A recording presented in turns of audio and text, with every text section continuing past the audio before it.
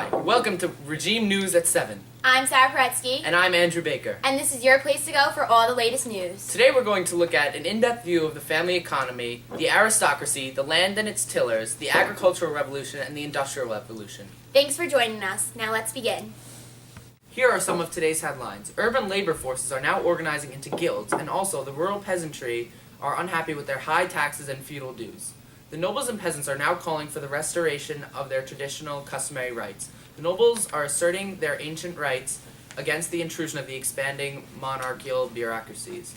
The peasant revolts are now calling for the restoration of their basic manorial rights, and including the access to lands, courts, or grievance procedures. The quality and quantity of the harvest is now the most important aspect of their society.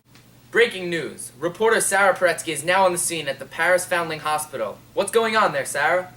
Hi, I'm here at the Paris Foundling Hospital. There's been an increase in children left at the Paris Foundling Hospital. The hospital, founded in 1772, has admitted over 1,700 children a year until this year, 1772, when the number rose to 7,776 children. Because of this, the hospital had to choose the children for admission by a lottery system. This brought devastation for many mothers who couldn't support their children. Even though only 10% of abandoned children live to age 10, mothers who cannot support their children are still devastated when the hospital does not pick their child. Tragic. Back to you, Andrew. So sad. Moving on to the aristocracy, we have a reporter, Alex Eichenstein, here in the studio giving her take on the hot gossip going on between the nobles. This week in pop culture is all about the aristocracy. I'm Alex Ike with all your hot gossip. Rumor has it that British nobility is the smallest, strongest, and best defined nobility in the land. The oldest male of each family has a seat in the House of Lords. British landowners levied and paid taxes, and their power in local governments gave them major influence. The British nobles were so pops that they totally dominated in society and politics, and their country houses were the hotspots of local society.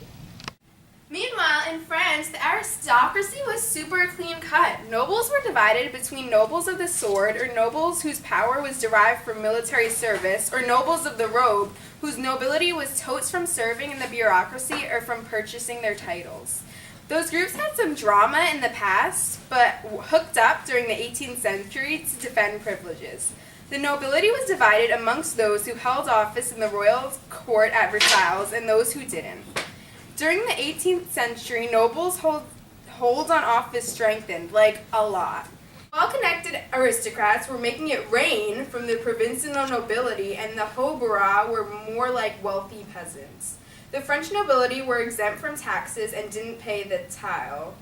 Although they were liable for the vingtieme, they hardly paid it, and they were all like, psh, as if. Basically, hereditary differences set aristocrats apart from the rest of society. So scandalous. All over the place, nobilities reacted to the threat of their social position from the expanding power of the monarchies. This was known as the aristocratic resurgence. That's all the noble gossip I got for now. Back to you guys. We'll be right back after a few words from our sponsors. Has this ever happened to you? Well, now there's a solution. With the new steel plow, you can rake your land with ease. Call now. Representatives are standing by.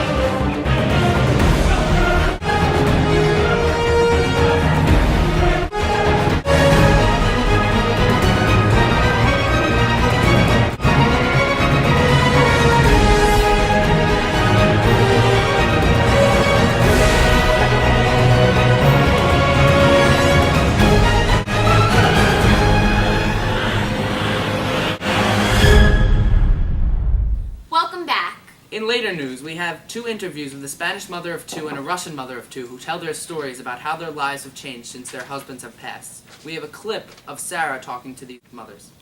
Hi, I'm here with Natasha to interview her about how it was like after her husband's passing. I'm so sorry for your loss. How has life been since your husband has passed? It's been much different since my husband has passed. Do you live on a manor? Is it more work for you now that your husband is gone? Well, the landlord of my manor wants me to remarry, but I feel bad for the kids. But yes, it is more work for us right now, because instead of just carrying the food, grain, and water for my husband, I have to farm as well. The children are also working harder. Oh, I'm so sorry. Your children are very young though, correct? Yes, I got married when I was 18, so the kids are only 5 and 9. Oh, I'm sorry. I wish you luck and hope that you and your family can get through this. Thank you. As you can see, this woman was devastated by her husband's passing. Now we have another woman named Maria talking about her story. Hola. Hi, Maria. How's it been since your husband passed? What do you do for a living? My husband was an artisan, and he always tried his best to support the children and I. It has not been easy since his passing. Oh, I'm really sorry. How have you been supporting your family? Well, I helped manage the business before with him, so I know how the business aspect of his job goes. I see, but you have no artisan skills, so what did you do? We hired an artisan, and so far things have been getting back on track. Well, I'm glad to hear that. Thank you for coming in and sharing your story. Now let's go live outside to reporter Gabby Barone with her report about agriculture. Here with the farming segment, breaking news shows that the main crop to plant is wheat, which is very cheap. Prices are growing very fast, which is giving the landlords more money to improve lifestyle and income. In the Netherlands, Dutch farming would build dikes to draw land so they can plow more land, which is so cool. New crops such as cloves, turnips would lead to a more supply of fodder, which leads to more livestock, which leads to more meat for humans to sell and eat. That just works out perfectly.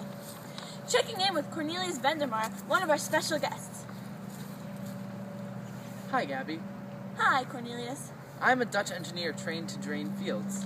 And when you drain the fields, how is this efficient to improving farming? Well, when I drain the fields, it makes more room for crops to grow, more land for animals to graze. Thanks, Cornelius. Our second guest is Junto Tull. Hi, Gabby. Hi, Junto. I had the idea to use iron plows to turn the earth more deeply. And what else did you do? Well, I also had the idea to plant wheat using a drill rather than just casting seeds. That's such a good idea. Our third and final guest this evening is Charles Townseed. Come here, Charles. I learned from the Dutch how to cultivate sandy soil with fertilizers. And what else did you do? I found a new crop rotation system using wheat, turnips, barley, and cloves. And how did this new system help benefit farm life? Well, this new system replaced the fallow fields with one crop that would both restore nutrients in the soil and supply animal fodder. Thanks, Charles. The new enclosures method of farming replaces the old field method. This system uses more land rationally to achieve a greater profit in the end. This involved fencing, reclamation of waste, transforming strips into block fields, but as a result of this, the economy grew poor and things needed to change. Now for some more headlines. The medieval sense of rank is now persisting and becoming more rigid. The sumptuary laws, which are the dress codes now, are making the hierarchy more visible. However, these laws have been very ineffective. What is really defining the hierarchy in society is the corporate nature of social relationships. Some of the people are not enjoying their individual rights and are more appreciative of the communal rights that they are given, which is including in their village, municipality, nobility, church, guild, university, and parish. That's all for today's headlines. Thanks for listening. Now over to Jordan with his report on the new inventions. The new technology that is being invented is astounding. The spinning jenny allows for the more efficient spinning of thread. The water frame is a water-powered device designed to permit the production of a purely cotton fabric rather than a cotton fabric containing linen fiber for durability. One of the more important inventions of this time is the steam engine. It produces a steady and essentially unlimited source of inanimate power. Great things are happening in this day and age. Back to Andrew and Sarah in studio. Now over to Matt about his inside scoop on the peasant life. Hi. As we all know, the majority of Europeans reside in the countryside, with most of them living in poverty, and the ones who own the most land having power in the local governments and courts. Peasants have gained more freedoms over here in Western Europe over the last few centuries, but those in Eastern Europe still live in a more feudal and restricted society. Of course, we can't say that the lower class is fairly treated around here. There are limitations such as taxes and the not as common practice of forced labor like the corvée in France, but things have definitely improved. Let's take a deeper look at peasant life throughout Europe with our top 3 list of the day, conflicts regarding peasants. 3. The Balkans and southeastern Europe. Peasants in this corner of the massive Ottoman Empire are legally free, but the scarcity of labor was a contributing factor rather than the government. However, disorder is spreading into the Balkans, which is causing the peasants to depend on landlords, thus decreasing their freedoms. 2. The English countryside. Here, English landowners have the exclusive rights to hunt game animals. Peasants are excluded from these activities because the elite believe that it will undermine their work habits. The law is not proving to be stable, which isn't really surprising. Many poor people are killing animals to use as food, which they may desperately need, while others are involved in the black market and are poaching for profit. 1. Russia. Russia is currently the worst place for peasants to be right now. Landowners make their serfs work up to 6 days a week and can punish them or even export them to Siberia. The Russian monarchy has partly to blame for the degradation of serfs.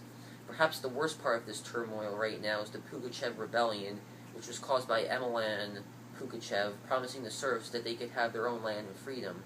While peasant revolts are occurring in many places these days throughout Europe, the Pugachev rebellion is easily the worst. I hope my analysts and I have provided you some new insight into the conflicts that peasants are facing throughout Europe. Back to you guys in the studio. Thank you for staying with us throughout the broadcast. From all of us here at Old Regime News at 7, good night.